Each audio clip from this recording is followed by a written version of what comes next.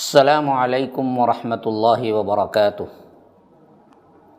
ان الحمد للہ نحمده ونستعینه ونستغفره ونؤمن به ونتوکل علیہ ونعوذ باللہ من شرور انفسنا ومن سیئات اعمالنا من يهده اللہ فلا مضل له ومن يضلل فلا هادی له واشهد ان لا الہ الا اللہ وحدہ لا شریک له واشهد ان محمدا عبده ورسوله اما بعد فان خير الحديث كتاب الله وخير الهدي هدي محمد صلى الله عليه وسلم وشر الامور محدثاتها وكل محدثة بدعة وكل بدعة ضلالة وفي رواية وكل ضلالة في النار۔ فاعوذ باللہ من الشیطان الرجیم، بسم اللہ الرحمن الرحیم۔ لقد من اللہ علی المؤمنین اذ بعث فیہم رسولا من انفسہم یتلو علیہم آیاتہ ویزکیہم ویعلمہم الکتاب والحکمہ وإن كانوا من قبل لفی ضلال مبین۔ اللہم ارنا الحق حقا وارزقنا اتباعہ وارنا الباطل باطلا وارزقنا اجتنابہ۔ اللہم علمنا ما ينفعنا وانفعنا بما علمتنا وارزقنا علما۔ رب اشرح لی صدری ویسر لی امری واحلل عقدۃ من لسانی یفقہوا قولی۔ اس اللہ کے نام سے ابتدا جس کے ناموں کی کوئی انتہا ہی نہیں۔ ولو ان ما فی الارض من شجرۃ اقلام والبحر یمدہ من بعدہ سبعۃ ابحر ما نفدت کلمات اللہ۔ اس ذات اقدس پر کروڑوں درود و سلام ہوں جو تمام جہانوں کے لیے رحمت للعالمین بن کے آئے تھے۔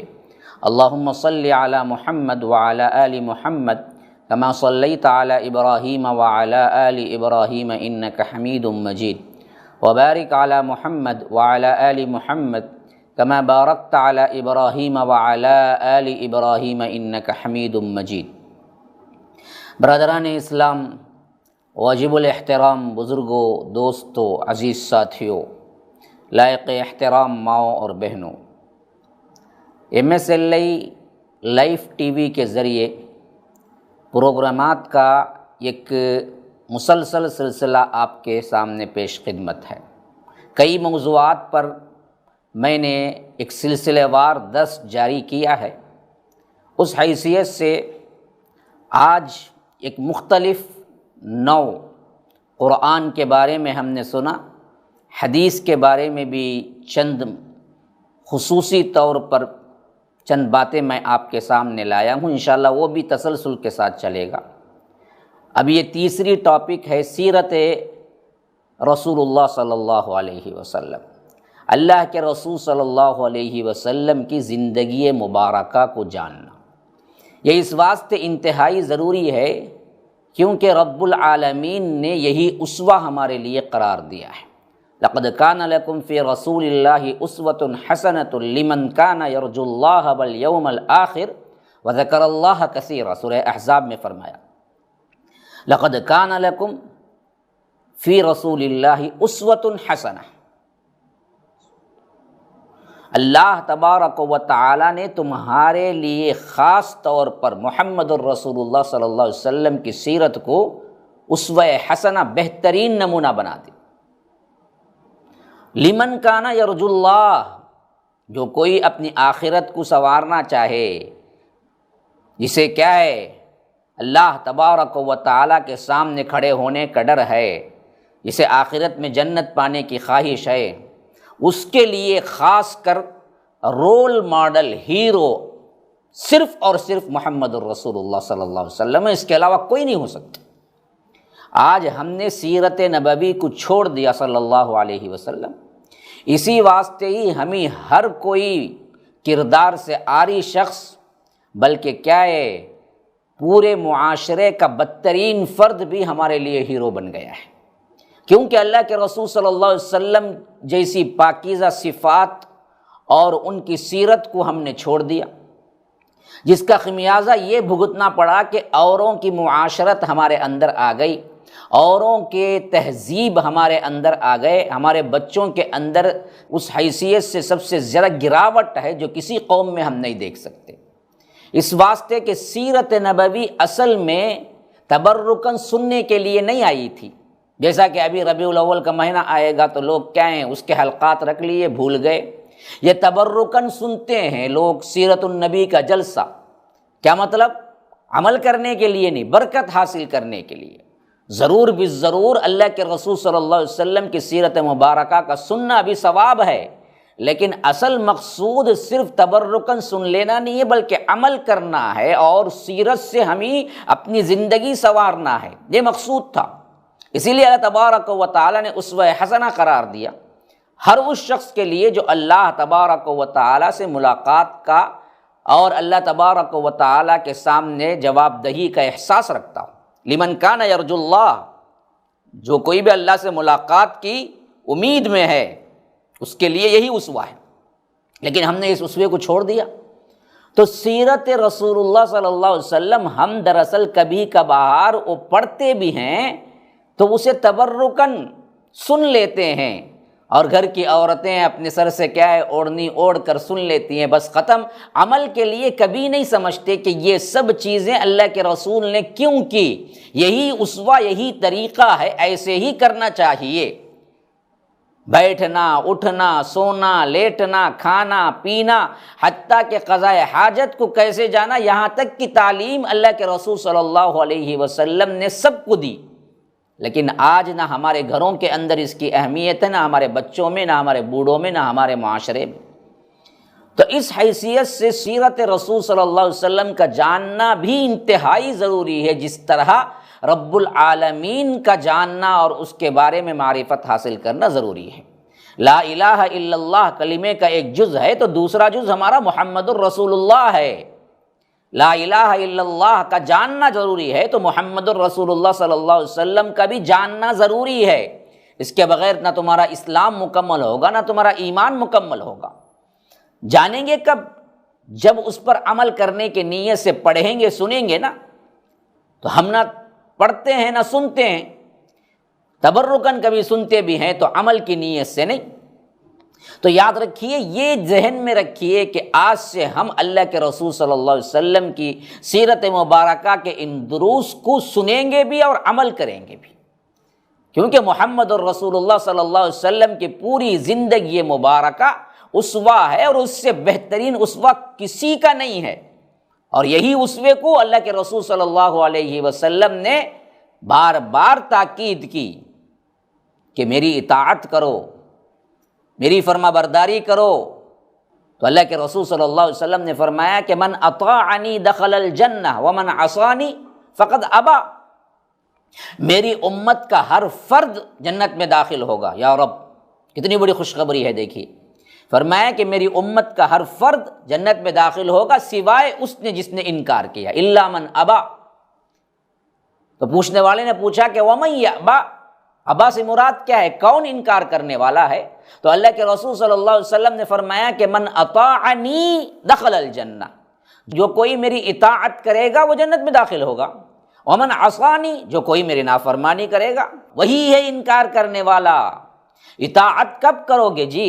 جب سیرت کو جانتے ہی نہیں ہیں، اللہ کے رسول صلی اللہ علیہ وسلم کی نہ مکی زندگی پتہ، نہ مدنی زندگی پتہ، نہ اللہ کے رسول صلی اللہ علیہ وسلم کے سیرت کے احوال پتہ، نہ اللہ کے رسول صلی اللہ علیہ وسلم کے ازواج کے نام معلوم ہے، نہ اولاد کے نام معلوم ہے، سیرت کا کوئی حصہ معلوم نہیں ہے، تو کیسے اطاعت ہوگی؟ پتہ کیسے چلے گا؟ تو یاد رکھیے، سب سے اہم ترین چیز یہی ہے کہ ہم سیرت مبارکہ کو جاننے کے اتنے ہی ضرورت ہے ہمیں جتنا ہمیں کیا ہے، اس جسم کو غذا کی ضرورت ہے۔ تب تک ہم مکمل اسلام کی پیروی کرنے والے نہیں بن سکتے اور ہمیں اسلام سمجھ نہیں آئے گا۔ تو آج اس ایپیسوڈ میں انشاءاللہ میں یہ درس شروع کر رہا ہوں، یہ بھی ایک تسلسل ہے جو انشاءاللہ جہاں تک ہو سکے مکمل سیرت مبارکہ آپ کے سامنے رکھوں گا۔ اللہ عالم، اللہ بہتر جانتا ہے کتنے تسلسل اور کتنے ایپیسوڈ پر یہ مشتمل ہوگا، لیکن آج اس کی ہم شروعات کر رہے ہیں۔ ہاں، یہ اللہ کے رسول صلی اللہ علیہ وسلم کی سیرت مبارکہ کو شروع کرنے سے پہلے میں نے تمہیداً چند الفاظ کہہ دیے تاکہ یہ ہمیشہ یاد رکھے جائیں جب بھی آپ سنیں گی۔ ہاں، جیسا کہ شاعر نے فرمایا ہے کہ آپ کا نام میرے واسطے عنوان حیات، آپ کا ذکر عبادت کے سوا کچھ بھی نہیں۔ یہ آپ کا نام میرے واسطے عنوان حیات اور آپ کا ذکر عبادت کے سوا کچھ بھی نہیں، انشاءاللہ میں آپ کے سامنے پیش کروں گا۔ اللہ کے رسول صلی اللہ علیہ وسلم کون ہیں؟ ہر انسان کے تعارف کے سلسلے میں انسان کا ایک معمول ہے کہ وہ کہاں سے ہے، کس خاندان سے ہے، اس کا نام کیا ہے، اسی سے تعارف کا آغاز ہوتا ہے۔ تو اسی واسطے سیرت کی کتابوں میں جہاں بھی ہم پڑھتے ہیں، سب سے پہلی چیز جو سیرت نگار لائے ہیں وہ اللہ کے رسول صلی اللہ علیہ وسلم کا خاندان اور نسب، جس کو نسب کہتے ہیں۔ تو سب سے پہلے حیثیت سے اس بات کو ہم جانیں گے اللہ کے رسول صلی اللہ علیہ وسلم کا نسب کیا ہے اور کیسا اعلیٰ تھا۔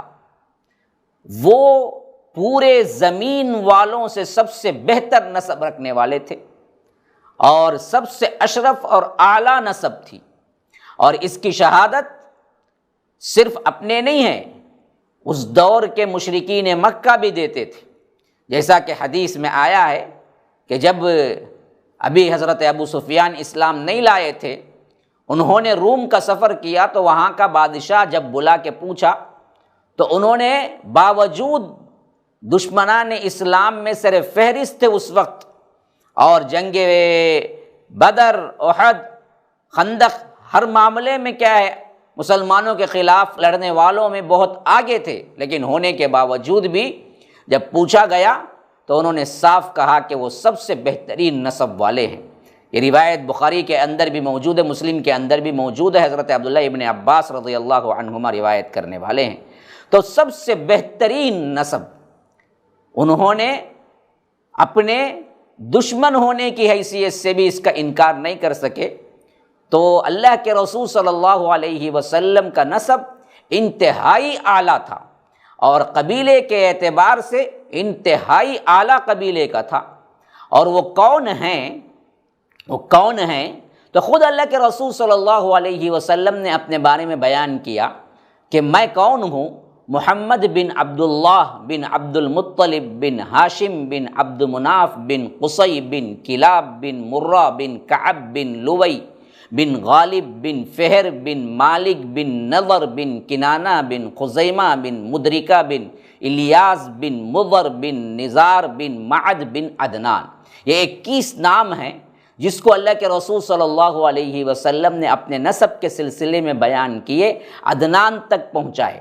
اسی واسطے علماء اہل سیر سب اتفاق رکھتے ہیں کہ اس حد تک عدنان تک جو نسب ہے وہ اللہ کے رسول صلی اللہ علیہ وسلم کا بالکل صحت اور سند کے اعتبار سے بالکل صحیح نام آئے ہیں، یہ 21 نام۔ اور یہ بھی حقیقت ہے کہ حضرت عدنان حضرت اسماعیل علیہ السلام کی اولاد میں سے تھے، اور عدنان کے تقریباً 21 پشتوں میں جب عدنان آتے ہیں تو یہاں سے 40 پشتوں میں حضرت اسماعیل اور ان کے ابا حضرت ابراہیم علیہ السلام آتے ہیں۔ لیکن اس کے اوپر کے جو نسب ہیں ان میں اختلاف ہے علماء کا۔ متفق علیہ نسب جو ہے وہ یہی 21 نام ہے جو اب میں نے پڑھ کے سنائے تھے، اس میں کسی کا اختلاف نہیں ہے۔ انہی ناموں کے ساتھ اللہ کے رسول صلی اللہ علیہ وسلم کا خاندان آباد تھا، یعنی کیا ان کے باپ، ان کے باپ، ان کے باپ، ان کے باپ، ایسے 21 نام خود اللہ کے رسول صلی اللہ علیہ وسلم نے ذکر کیے۔ لیکن اس عدنان کے اوپر کے 40 نام اور پھر اس کے اوپر بھی بعض لوگ کیا ہیں حضرت آدم تک سلسلہ نسب ملاتے ہیں، تو اس میں علماء اہل سیر صاف کہتے ہیں کہ یقیناً غلطی ہے۔ صحیح طور پر جو بات ہم کو پہنچی ہے وہ حضرت عدنان تک ہے، اس کے بعد کے جو نام یا نسب ملانے کی کوشش کی گئی ہے ضعیف ہے، اور بلکہ کیا ہے یقیناً انتہائی غلط بھی ہے۔ اس کے اندر وہ نام نہیں آئے ہیں جو نام اصل میں تھے۔ لیکن یاد رکھیے آج کا ایک بہت بڑا طبقہ جس کو مانتا ہے، انہوں نے اس نسب کو اتنا پھیلایا، لوگ ان کے شان کے قصیدے پڑھتے ہیں اور کہتے ہیں کہ یہ وہ ہیں، جب سیرت پڑھتے ہیں یا اللہ کے رسول صلی اللہ علیہ وسلم کا نام لیتے ہیں تو یہ نسب پڑھتے پڑھتے حضرت آدم تک ملا لیتے ہیں۔ میری مراد ہے پورے عالم میں مشہور شخصیت، سب کو معلوم ہے، طارق جمیل صاحب، ان سے بھی التجا ہے اس کے ذریعے، اللہ کے لیے غلط بات نہ پھیلائیے، یہ غلط بات ہے۔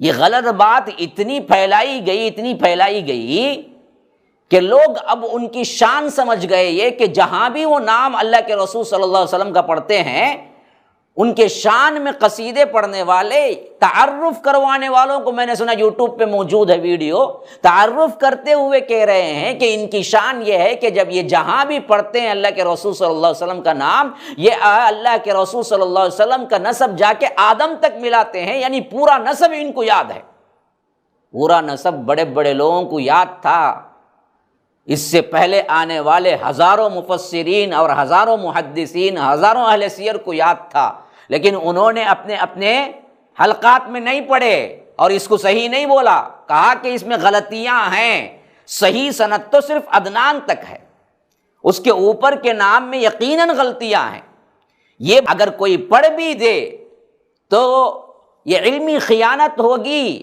کہ معلوم رکھتے ہوئے عوام کو دھوکہ دو کہ مجھے نسب پورا یاد ہے اور وہ یاد نسب بالکل صحیح ہے، یہ علمی خیانت ہے۔ اگر پڑھتا بھی ہے کوئی بندہ واقعتاً اتنا ذہین ہے، نام 80 کے اوپر آتے ہیں، یاد کر لیے ہیں، کوئی مسئلہ نہیں، لیکن عوام کو بتلانا چاہیے کہ یہ نسب ٹھیک نہیں ہے، جہاں تک عدنان تک پڑھا اس میں متفق علیہ مسئلہ ہے سب کا، لیکن اس کے اوپر کا نسب نامہ جو میں پڑھا ہوں اس میں سخت اختلاف ہے اور اس میں غلط بھی ہے، غلط نام شامل ہیں، یہ بات نہیں کرتے ہیں۔ ڈرنا چاہیے اللہ سے، علمی خیانت ہے، اور اس کو اتنا مشہور کر دیا اور ان کی بیوٹی شمار کی گئی کہ یہ ایسے ہیں جو اللہ کے رسول کا نام لے جا کے برابر ملاتے ہیں، کہاں تک؟ حضرت آدم تک۔ یہ بیوٹی چھڑے جو آ کر ضعیف اور من گھڑت احادیث سے جو نام آ گئے ہیں وہ لے جا کے حضرت آدم تک ملائے۔ آج امت یہ نہیں دیکھتی ہے کہ صحیح طور پر بات کس کی جا رہی ہے، حق بات کہاں تک ہے، بس جذبات میں آ گئی۔ بہت سے لوگوں کو یہ برا بھی لگ رہا ہوگا جب میں یہ کہہ رہا ہوں، یاد رکھیے ہم کو کوئی دشمنی نہیں ان سے اور ہمارا کوئی لین دین نہیں، اصل مسئلہ یہ ہے کہ دین کی حفاظت اصل سند سے ہی ہوتی ہے۔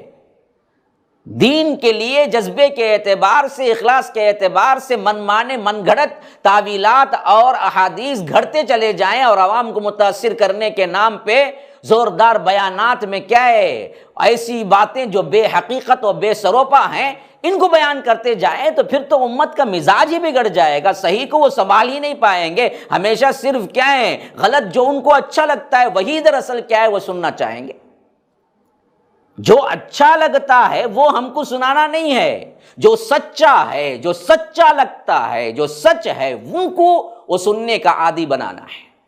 اللہ کے رسول صلی اللہ علیہ وسلم کی مدح کے نام پر جھوٹی اور من گھڑت روایات بے شمار بیان کرتے ہیں یہی مبلغ صاحب، انشاءاللہ وہ باتیں سامنے آئیں گی جب میں ذکر کروں گا۔ صرف نسب کے اعتبار سے میں نے بتا دیا آپ کو، جب نسب کا معاملہ آتا ہے تو اچھی طرح یاد رکھ لیجئے کوئی بیوٹی نہیں ہے اس میں کہ وہ نسب نامہ لے جا کے حضرت آدم تک ملا دو، اور اس میں بہت سے نام غلط سلط آئے ہیں۔ امت کا اس معاملے میں اہل سیر کا اتفاق ہے کہ غلط نسب نامہ ہے، اس نسب نامے کو پڑھ کے کیا ہے داد حاصل کریں اور لوگوں کی نگاہوں میں بہت اونچے بنے کہ ارے یہ تو وہ شخصیت ہے جی، جب اللہ کے رسول کا نام لیتے ہیں تو سیدھا لے جا کے وہاں پہنچاتے ہیں جہاں حضرت آدم سے نسل شروع ہوئی۔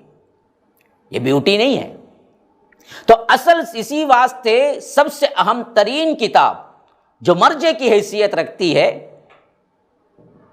حافظ امام ابن القیم رحمہ اللہ نے جو لکھی ہے زاد المعاد فی ہدی خیر العباد، یہ واقعتاً زاد المعاد ہے، کیا بہترین نام، زاد المعاد، آخرت کا توشہ۔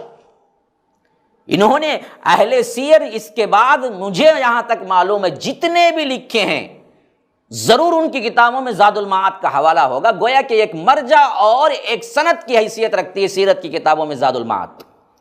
حضرت امام ابن القیم رحمہ اللہ جو امام ابن تیمیہ رحمہ اللہ کے شاگرد رشید ہیں، اور اپنے تقریباً 15 سال ان کی خدمت میں گزارے، 15 سال انہی کے ساتھ رکھ کے سیکھا علم۔ 30 سال چھوٹے ہیں امام ابن تیمیہ سے۔ 661 میں امام ابن تیمیہ رحمہ اللہ پیدا ہوئے اور یہ 651 میں پیدا ہوئے، 91 میں، یہ 61 میں، 71 81 91، 30 سال چھوٹے۔ پھر اپنی جوانی کا زمانہ امام ابن تیمیہ سے ملاقات کی تو سب کچھ چھوڑ دیا، ساتھ ہی میں رہے۔ دو مشہور، کئی ہزاروں شاگرد نکلے لیکن ان میں دو مشہور شاگرد جو آ کر بہت کام کیا آگے چل کر، ان میں ایک امام ابن کثیر رحمہ اللہ اور ایک امام ابن القیم رحمہ اللہ ہے۔ امام ابن القیم رحمہ اللہ جو کہ 690 میں کے اوپر پیدا ہوئے، 91 کے ہیں، ان کی جو کتاب تصنیف ہوئی زاد المعاد، اس کا حوالہ ہر کوئی دیتا ہے، بعد میں لکھنے والے نے ہر کوئی کیا ہے ان سے استفادہ کیا ہے۔ وہ صاف اپنی کتاب میں لکھتے ہیں عدنان تک الصحہ، صحت کے ساتھ نسب آئی ہے، متفق علیہ بین النسابین، نسب بیان کرنے والوں کے درمیان اس پر اتفاق ہے، لا خلاف فیہ، اس کے بعد یعنی عدنان تک کوئی خلاف نہیں ہے، لیکن وما فوق عدنان فمختلف فیہ، فوق عدنان کے اوپر جو ہے نا اس میں اختلاف ہے، صاف لکھتے ہیں حضرت عدنان تک صحیح ہے۔ جب کوئی بندہ غلط بات پیش کرتا ہے یا ضعیف روایات پیش کرتا ہے تو علم کے اعتبار سے کم از کم اس کو کہنا چاہیے کہ اس میں ضعف ہے، یہ بھی نہیں کہتا ہے اور کروڑوں کی ہزاروں کی مجلس میں بیان کر کے کیا داد حاصل کرتے ہیں کہ کیا ہے حضرت آدم تک نسب ہے، حالانکہ حضرت آدم تک نسب صحیح طور پر محفوظ نہیں ہوا۔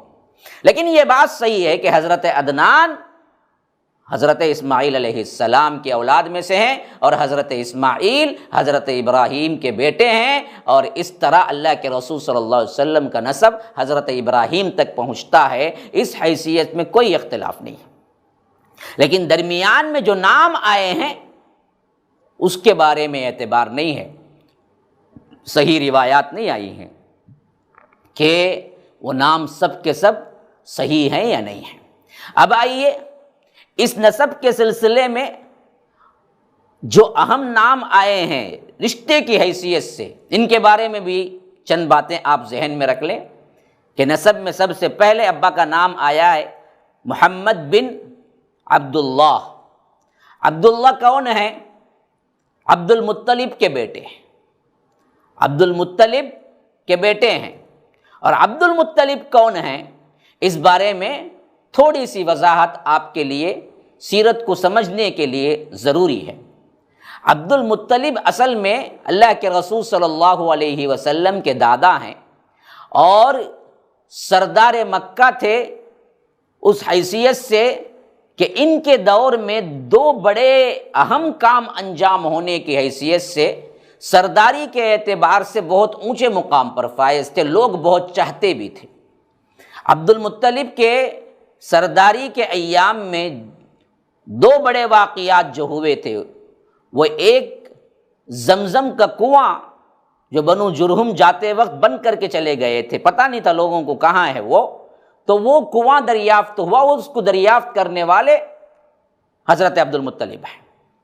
اور اسی طرح دوسری بات، جب اللہ تبارک و تعالی نے انہیں 10 بیٹے دیے تو اس وقت انہوں نے نظر مانی اس سے بہت پہلے کہ اللہ اگر مجھے 10 بیٹے دے گا اور 10 کے 10 جوان ہو جائیں گے تو میں اپنے بیٹوں میں سے ایک کو ذبح کروں گا، اور قرعہ اندازی کی گئی تو اس وقت حضرت عبداللہ کا نام آیا، جو کہ دراصل کیا ہیں اللہ کے رسول صلی اللہ علیہ وسلم کے ابا ہیں۔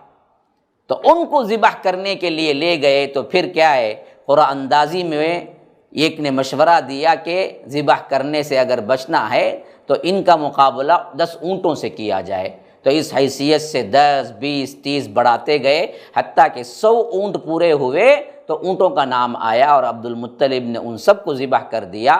اس دن سے انسان کے خون کی قیمت 10 اونٹ سے بڑھ کر 100 اونٹ ہو گئی، جسے خون بہا یا دیت کہتے ہیں، اور اسلام نے بھی اس کو باقی رکھا۔ ان دو واقعات سے دراصل دور سرداری بہت اہمیت اختیار کر گیا تھا، لوگ بہت چاہتے تھے۔ پھر اس کے بعد حضرت عبداللہ آتے ہیں جو کہ اللہ کے رسول صلی اللہ علیہ وسلم کے والد ہیں۔ ان کے بارے میں روایتوں میں آتا ہے کہ اللہ کے رسول صلی اللہ علیہ وسلم جب پیدا ہوئے، اس سے پہلے ہی ان کی وفات ہو گئی، یتیم پیدا ہوئے۔ بعض روایتوں میں ہے کہ اللہ کے رسول صلی اللہ علیہ وسلم کے پیدا ہونے کے تقریباً 7 مہینے بعد وفات پائی، لیکن صحیح تر بات یہی ہے، امام ابن القیم رحمہ اللہ اپنی کتاب میں یہی بات لائے ہیں کہ ان اقوال میں صحیح یہ ہے کہ اللہ کے رسول صلی اللہ علیہ وسلم اپنی ماں کے پیٹ میں تھے، یعنی حمل میں تھے، تو اس وقت ہی حضرت عبداللہ کا انتقال ہو گیا تھا۔ یعنی اللہ کے رسول صلی اللہ علیہ وسلم دراصل یتیم پیدا ہوئے تھے، اور ان کے امی جان جو کہ آمینہ بنت وہب ہیں، ان کے بارے میں بھی یہ بات آئی ہے کہ مکہ اور مدینے کے درمیان ایک جگہ کا نام ہے ابوا۔ یہ ابوا کے مقام پر ایک مرتبہ وہ مدینے سے واپس آ رہے تھے، تو ابوا کے مقام پر طبیعت بگڑی اور وہاں وہ وفات پائے۔ اس وقت اللہ کے رسول صلی اللہ علیہ وسلم کی عمر 7 سال سے کم تھی، یعنی 6 سال روایتوں میں آیا ہے، یا 6.5 رکھ لیجئے، بہرکیف 7 سال سے کم عمر کے اندر ہی اللہ تبارک و تعالی نے ماں کو بھی بلا لیا۔ گویا کہ 7 سال کی عمر میں اللہ کے رسول صلی اللہ علیہ وسلم ماں سے بھی محروم تھے اور باپ سے بھی محروم تھے۔ اسی واسطے اللہ کہتا ہے الم یجد کا یتیما فآویٰ، اللہ کے رسول صلی اللہ علیہ وسلم آپ یتیم نہیں تھے، ہم نے پناہ دی۔ تو یہ سب سے اہم ترین بات بھول گئے ہیں۔ آج بہت سے پیسے والے یتیموں کو ذلیل اور حقیر دیکھتے ہیں، نظریں پھرا لیتے ہیں، تو ان کو نہیں بھولنا چاہیے کہ ہمارے رسول اگر یہ ذلت کا باعث تھا تو محمد الرسول اللہ صلی اللہ علیہ وسلم کو اللہ یتیم نہ بناتا۔ تو یتیموں کا خیال رکھو، یتیموں کی خیرگیری کرو، خبرگیری کرو، یتیموں کے ساتھ حسن سلوک کرو، یتیموں کے ساتھ اچھا سلوک سے پیش آؤ، یتیموں کا خیال رکھو، یتیموں کے سر پر پیار سے ہاتھ پھیرا کرو، کیونکہ اللہ کے رسول صلی اللہ علیہ وسلم یتیم تھے۔ یہ دراصل پورا پیغام قیامت تک کے انسانوں کو دینا مقصود تھا کہ یتیموں کی عزت کیا ہوتی ہے۔ کہ اللہ تبارک و تعالیٰ اس پر قادر نہیں تھا کہ اللہ کے رسول صلی اللہ علیہ وسلم کے ابا کو لمبی عمر دیتا، امی کو لمبی عمر دیتا؟ قادر تھا، کیوں نہیں قادر تھا؟ لیکن ہونے کے باوجود بھی پھر یتیم کیوں؟ یہ پیغام مقصود تھا انسانیت کے آخری انسان تک کہ دیکھو یتیموں کو ذلیل نہ کرنا، یتیموں کو ذلیل نظروں سے نہ دیکھنا۔ سب سے اعلیٰ و اشرف اللہ کے بعد اللہ کے رسول صلی اللہ علیہ وسلم ہیں، یہ یتیم پیدا ہوئے، یہ بتلانا مقصود تھا۔ اس واسطے یتیموں کو کبھی بھی یاد رکھیے، کبھی بھی ان کی ذلت یا ان کو حقیر سمجھنے کی غلطی نہ کرنا۔ پھر اس کے بعد جب اللہ کے رسول صلی اللہ علیہ وسلم ماں کا بھی انتقال ہو گیا، باپ کا بھی انتقال ہو گیا، تو جب وہ مکہ آئے تو اس وقت بوڑھے عبد المطلب نے اپنے سینے سے چمٹا لیا۔ ان کو اپنے پوتے پہ بڑا پیار آ رہا تھا۔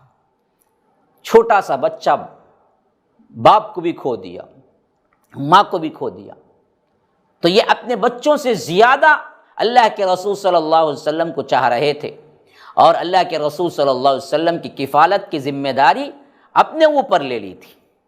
لیکن یہ عرصہ بھی زیادہ نہیں گزرا، اور 2 سال گزرے، یہاں تک کہ اللہ کے رسول صلی اللہ علیہ وسلم کی عمر 8 سال تھی۔ بعض روایتوں میں ہے کہ اس سے کچھ بڑھ کے تھی، یہاں تک کہ دادا عبد المطلب نے بھی وفات پائی۔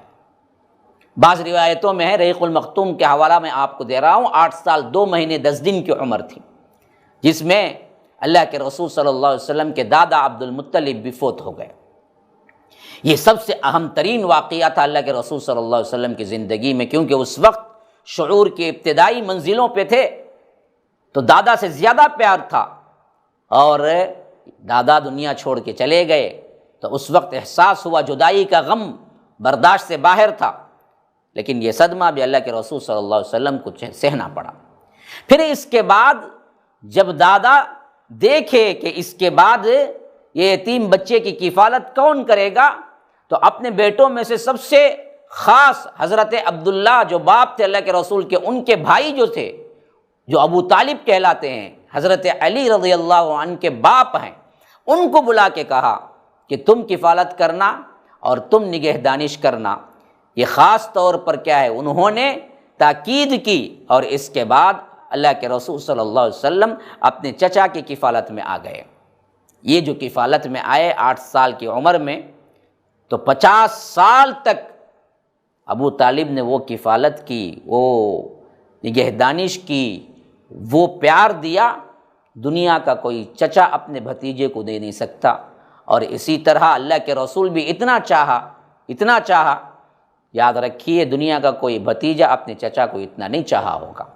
یہ محبت تھی ابو طالب اور اللہ کے رسول صلی اللہ علیہ وسلم کے درمیان۔